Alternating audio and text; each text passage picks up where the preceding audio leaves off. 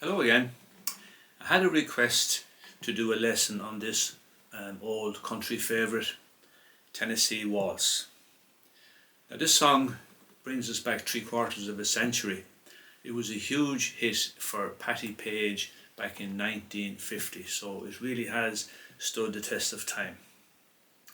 I'm playing the song in the key of C, and it has 7 chords with some beautiful chord progressions in it.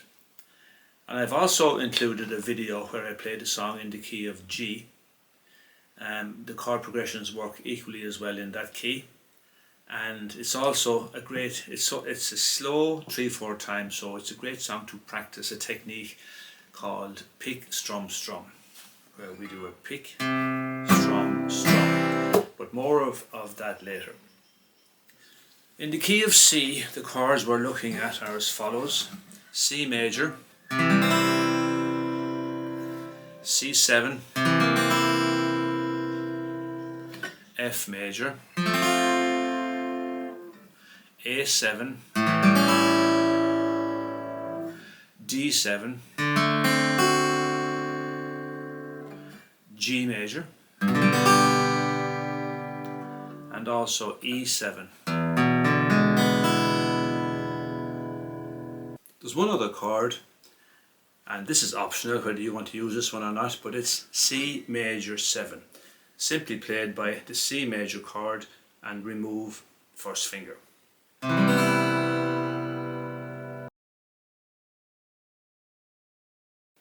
The song is in 3/4 time, which is waltz time, which means that there are 3 beats in a bar.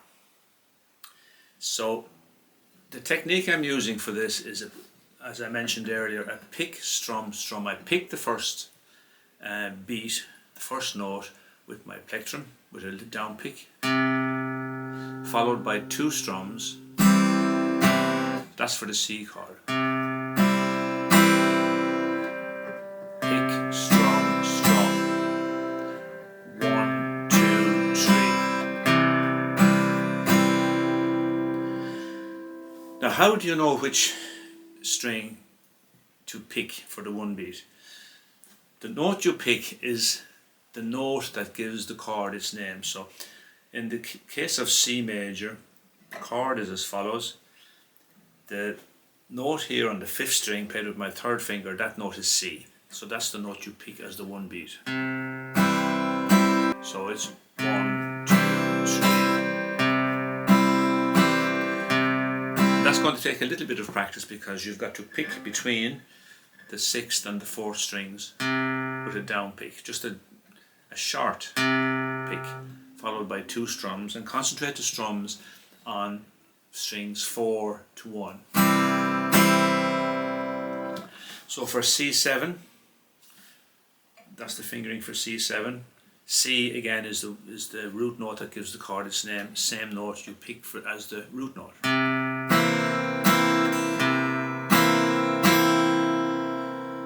And just a quick run through the chords to show you which note is the root note. So for the F chord, I'm picking the 4th string. If you play the bar chord, the full bar chord as your F chord, you can pick the 6th string. Pick, strum, strum. But I'm playing this shorter version, where if you play this one you must pick the 4th string. That note is also F. Then we have an A7. A7 is this fingering, and the note A is the 5th string open. That's for the pick, strum, strum, pick, down, strum, down, strum. And then we have D7. This is the D7 chord shape. The root note is D, which is the 4th string open.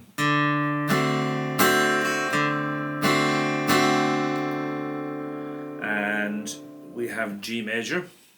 The root note here is the 6th string. That's fretted by my 3rd finger here.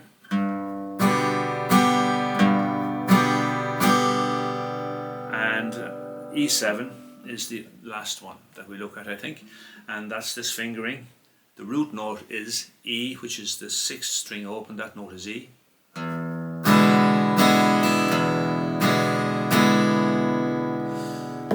when I'm playing this pick-strum pattern, after the 3, you can give a little up flick. 1, 2, 3, and 1, 2, 3, and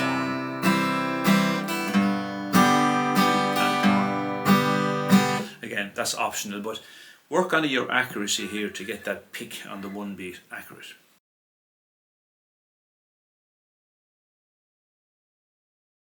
Now I've included that chord as part of a progression from C major to C major 7 to C7. That one is often called C dominant 7, and that leads us to F. So the important notes there are, and you can hear the transition. C. So we're walking down from the C to the B, which is the open second, to the B flat, which is the 3rd fret here on the 3rd string, and then the F chord. And it's played as follows at the very start of the song.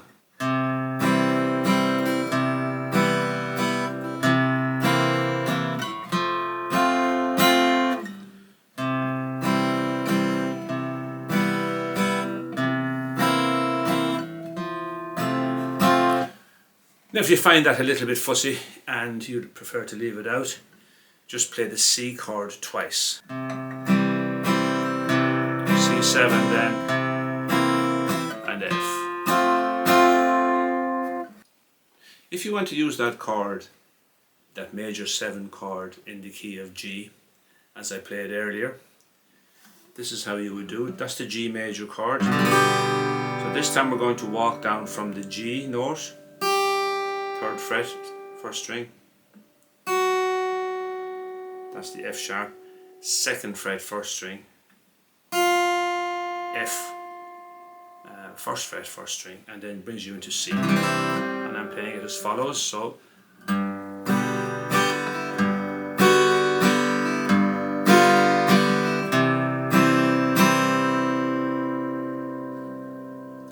and again, if you prefer not to use that, play the G chord for 2 bars.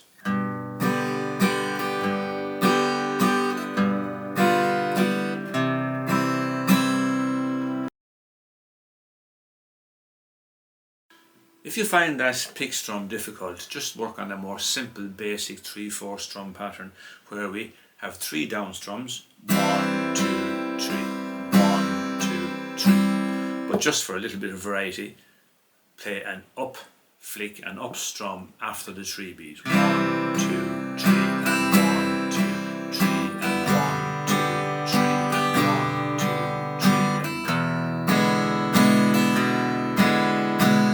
1. As I said earlier, I think there are some really nice chord progressions in this song. So practice it in the key of C, and then practice it in the key of G. Download maybe the audio file for the key of G and download the lyrics and chords and practice it in both keys. The chord progressions really work very well in both of those keys.